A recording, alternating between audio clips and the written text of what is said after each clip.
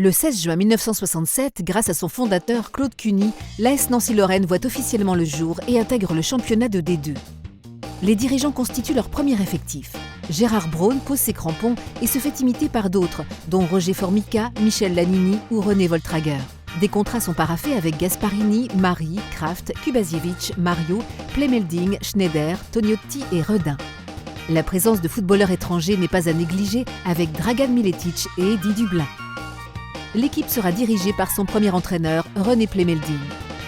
L'aventure commence le 28 juin avec le match amical contre l'équipe de France militaire au stade Victor. Les Bidas gagnent 3-0. Début officiel le 19 août 1967 en championnat à Béziers avec une lourde défaite, 4-0. 6 jours plus tard, Mathieu Schneider, dit Bob, inscrit le premier but du club face au Stade français. Ce dernier renonce ensuite au championnat, rendant nuls tous les points disputés contre eux. Il faut attendre le 1er septembre pour que Michel Lannini devienne officiellement le premier buteur face à Cannes.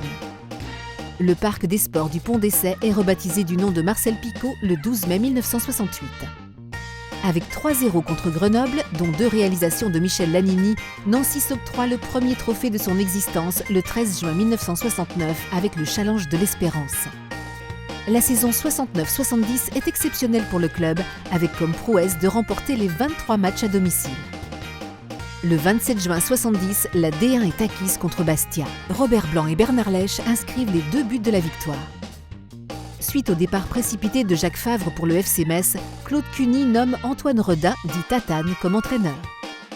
Le Chardon Rouge numéro 1 paraît le 9 janvier 1972.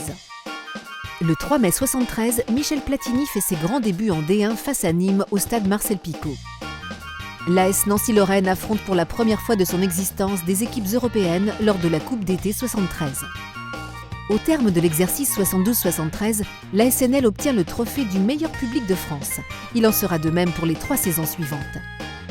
Pour retrouver rapidement l'élite en 1975, après une difficile saison 73-74 ponctuée par une relégation en D2, les Nancéens font appel au buteur argentin Joaquim Martinez. Il répond présent avec 29 buts en 30 matchs.